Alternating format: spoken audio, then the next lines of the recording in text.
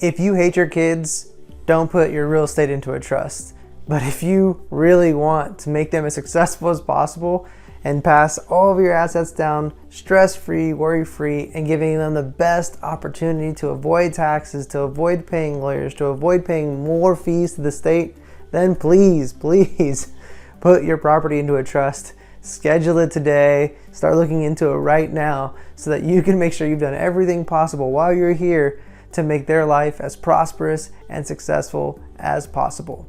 So today we're going to discuss trusts. Why are they important? What are they used for? And what is the financial benefit or any other benefits that come along with this? Are there any shortfalls or things that we should look out for when we're creating trusts? Let's get into it. So number one, a trust is essentially a small set of instructions that everyone has to follow once you are incapacitated or you die. In your trust, you can dictate who gets what. You can be very, very specific on how you want every aspect of any of your assets to be transferred to go, or you can nominate someone called a trustee to determine what the best options would be or who should get what. I'm going to strongly advise you to make sure that you dictate what you want as best you possibly can, and include some rules in there in case you have more heirs, more descendants, and you want each one of them to get some sort of proportional share. Leaving it all to one person is a great way to cause a family rift/war, and God help them if you do that, because it happens all the time. But what's worse than having a trust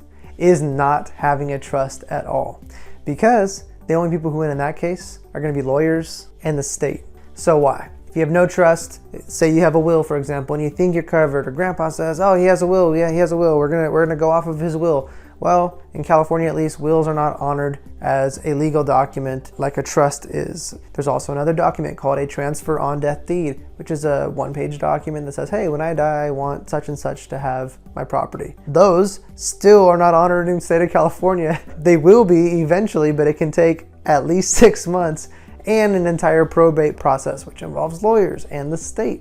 And everyone has to go through the entire estate to make sure that that's actually what you wanted. And in the entire time, you're racking up fees. So the best way I can describe a trust to you is something that you're paying for right now, a really nominal amount, $2,000, $3,000 maybe, to dictate exactly what you want to happen with all of your assets if you become incapacitated or if you die. Because if you don't, somebody else is going to do it for you, and they're going to rack up a bill, and they have no interest in doing it quickly. It's just whatever time it takes, and whoever wants to be disgruntled and discuss things and whatever. Siblings can be terrible to each other. Extended family can be terrible. There's all kinds of, grandpa always promised me this, or, mom told me forever the house would be mine.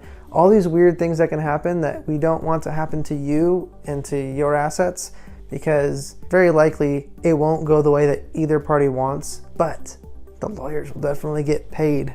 The state will definitely collect fees. And ultimately what almost always happens is that the assets have to be liquidated so that people can just get what's ever left after the fees are paid. We do not want that for you. We want to give your descendants every opportunity possible, right? You want to make sure that they have options, that if they want to sell it, great, that's awesome. But if they elect to keep it, that they can do so without triggering a probate or without triggering a tax reassessment. Maybe they want to move into your home. This would be a great thing for them.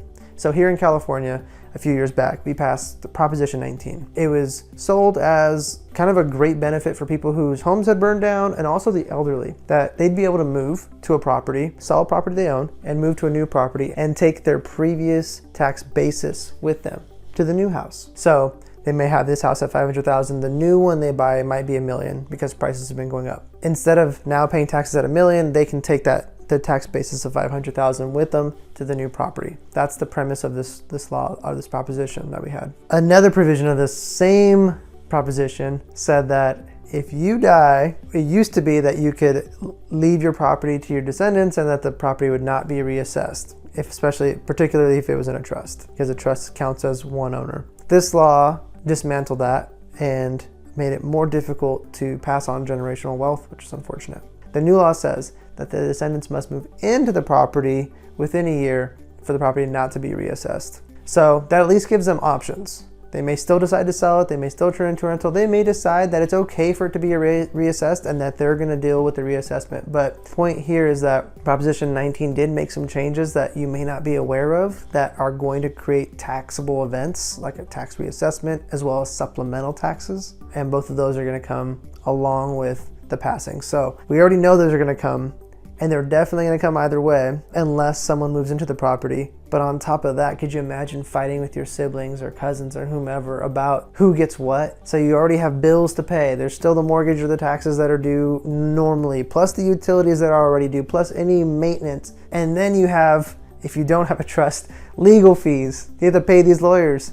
And you can't access the money in the accounts because even if you were in the will saying that the money is yours, you can't access it. The banks won't work with you. Or even worse, you get to now go through the probate process and talk to the courts and the judges to make sure that everything that should be yours as a descendant or a beneficiary, you can access it, that you can have it. And this can take 6 months. Meanwhile, those bills are racking up. And it's not uncommon for people to get notices of default on mortgages or late fees, penalties, go into the foreclosure process.